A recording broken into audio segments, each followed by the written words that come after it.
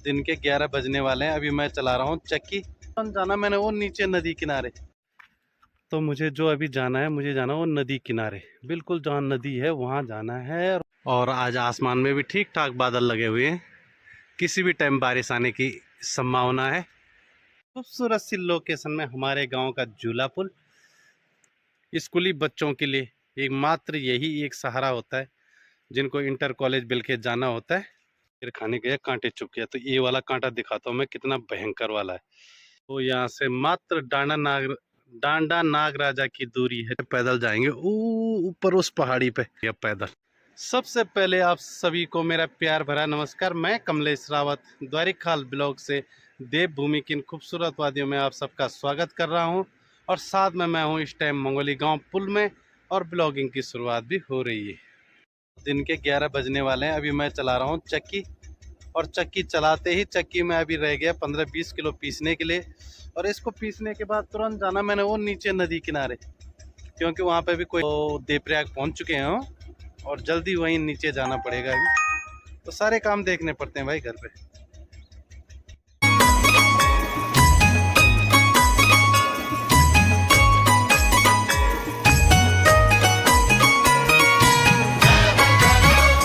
तो तब निकल गया मैं भी अब नदी किनारे के लिए। तो नदी किनारे गाड़ी आ रही है एक देहरादून से, तो उसमें आना है। मुझे जाना वो नदी किनारे, बिल्कुल जहाँ नदी है वहाँ जाना है। और वहाँ पे से वो बगल में रोड है। तो देहरादून से गाड़ी पहुँच चुकी है ब्याज चट्टी में। बस मेरे को यहाँ से निकलते ही तुरंत वहाँ पे पहुँचना पड़ेगा जल्दी से जल्दी, क्योंकि लेट मेरे को भी काफ़ी हो चुकी है। तो ये बारीक सा रास्ता है, इसी रास्ते से होते हुए निकलना है नीचे। तो ऐसे रास्तों पे थोड़ा डर भी लगता है, और बिल्कुल चढ़ाई वाला रास्ता है। मतलब जाते टाइम बिल्कुल तराई, आते टाइम बिल्कुल चढ़ाई। फाइनली दोस्तों मैं पहुंच चुका हूं मंगोली गांव झूला पुल के पास में। उतनी ऊपर से आया, अभी मैं 10 मिनट पहले घर से निकला और यहाँ पहुंच गया। आज हमारे खास मेहमान आ रहे हैं घर देहरादून से, तो उनको लेने के लिए तो मैं मंगोली गांव में पहुंच चुका हूं। और मंगोली गांव में मतलब ये झूला पुल है, तो नीचे नदी, सुंदर सी नदी बह रही, यही नया नदी के नाम से जानी जाती है नदी। और काफ़ी दिनों बाद आना होता है इधर, क्योंकि इधर हम डेली आते नहीं हैं, कभी कभार ही आते हैं। जब मतलब नीचे रोड पे उतरे कोई, नहीं तो हमारे गांव के ऊपर भी रोड ही है। तो ये सीधा सतपुली जाएगी गाड़ी, तो इसलिए मुझे यहाँ पे आना हुआ।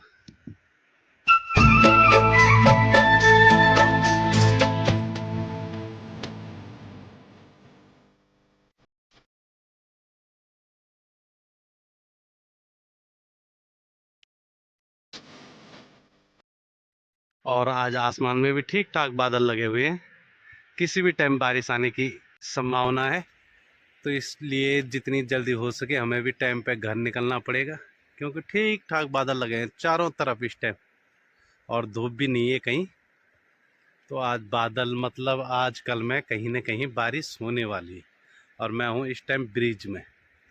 तो यहाँ पे आ रही है अभी गाड़ी, कुछ ही देर में आएगी उस रोड पे गाड़ी। तो वहीं पे जाऊँगा मैं, थोड़ा आगे में तब जाऊँगा जब वो गाड़ी वहाँ पे आ जाएगी। खूबसूरत सी लोकेशन में हमारे गांव का झूला पुल, तो प्यारा भी है और सुंदर सी जगह में भी है। तो ये कनेक्ट करता है इधर से मन्यारसु पट्टी को, और इधर लंगूर सी पट्टियों का पट्टी को। 150 लोग पर डे इस पे आना जाना होता है। स्कूली बच्चों के लिए भी यही पुल है, और साथ में स्कूली बच्चों के लिए एक मात्र यही एक सहारा होता है, जिनको इंटर कॉलेज बिल के जाना होता है। तो इसी पुल में से होके वो इंटर कॉलेज बिलखेत जाते हैं। मेरे ठीक पीछे है बेर का पेड़, तो इसमें काफी सारे बेर पके हुए हैं। तो खाते हैं, हम भी टेस्ट करते हैं कैसे होते हैं। काफी टाइम बाद इधर आना होता है, तो ये चीजें बहुत ही कम मिलती खाने का। पर नदी किनारे बेर काफी होते हैं। ये पीछे पूरा बेर पके हुए हैं, छोटे छोटे ही होते हैं, देसी बेर, पहाड़ी बेर बोले जाते हैं। छोटे छोटे बेर होते हैं, पर खाने में बहुत टेस्टी होते हैं बेर।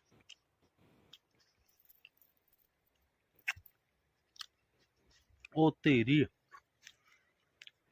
ठीक नीचे ये बेर का पेड़ है, और कितना पका हुआ। देखो खाने वाले भी नहीं है इधर जंगल में ना। फिर खाने गए कांटे चुप गया, तो ये वाला कांटा दिखाता हूँ मैं कितना भयंकर वाला है। इस कांटे के मुंह देखो यार, इतना भयंकर वाला कांटा है ना ये कि भाई सीधा चुभ रहे हैं ये कसम से। पैर पे चुभ पैर पे चुभ गया है।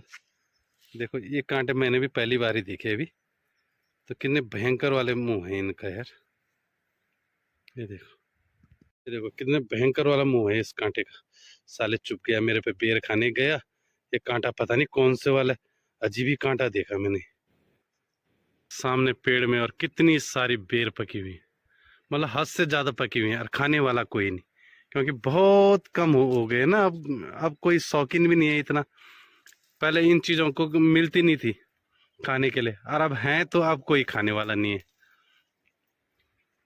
और कहा जाता है कि ज्यादा बेर खाने से जुकाम भी होती है, तो इसलिए कम ही खाना चाहिए। 2 ही बेर खाए, उसमें से खांसी होने लगी है, पर टेस्टी बहुत है। पहुंच चुका हूँ मैं रोड पे। ये रोड है जो, ये रोड जाती है इधर को, जो जा रही ये जा रही देवप्रयाग की तरफ, और इधर घूम जाए तो इधर ये जा रही सतपुली की तरफ।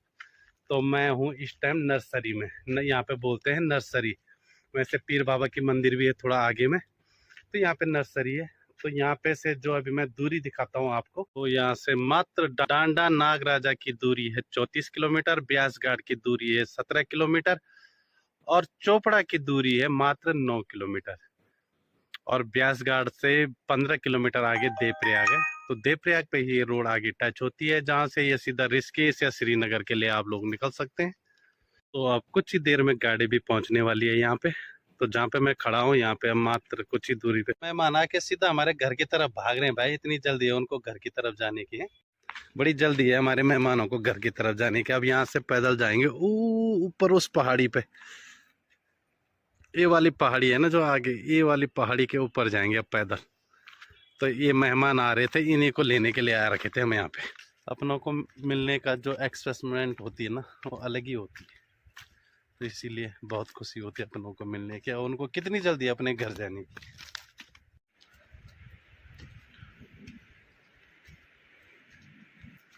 तो जब सुबह कॉल की थी तो उस टाइम 8 बज रहे थे। तो 8 बजे एक गाड़ी में बैठे और 12 बजे ये यहाँ पे उतर गए, मतलब 4 घंटे में ये देहरादून से घर पहुँच चुके हैं। चढ़ाई पर लगे हुए हैं, हालत खराब हो गई भाई। थोड़ा सा पर इसको देखो, कमर पकड़ लिया बेचारे ने। हैं इतने ऐसा भी तो 1 किलो 1.5 किलोमीटर आए। जाते टाइम तो तराई है, पर आते टाइम बहुत चढ़ाई है इस रास्ते। खुद ही हालत खराब हो गई भाई।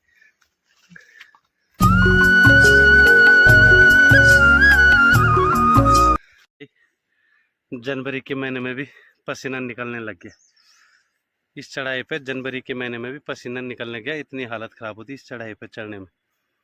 छोटी मोटी बात नहीं है भाई यार। जो हमारे गांव के पर डे अप डाउन करते होंगे इस रास्ते पे, उनका क्या हालत तो है, वो है उनकी हालत तो खराब हो जाती होगी। मैं तो एक ही दिन में थक गया भाई। अभी तो और चढ़ना ऊपर को, अभी तो बीच में थोड़ा सा आराम कर रहे हैं यहाँ पे, इसके बाद चढ़ेंगे यहाँ से फिर ऊपर को। और ये मेरे ठीक सामने है ना, ये है मंगोली गांव। तो यहीं से गया था मैं मंगोली गांव होते हुए, नदी किनारे होते हुए सीधा रोड पे गया था। और रोड से अब धीरे धीरे यहाँ ऊपर आके, तो ये है मंगोली गांव। अरे बीमार आदमी को ले जा रहा हूँ मैं।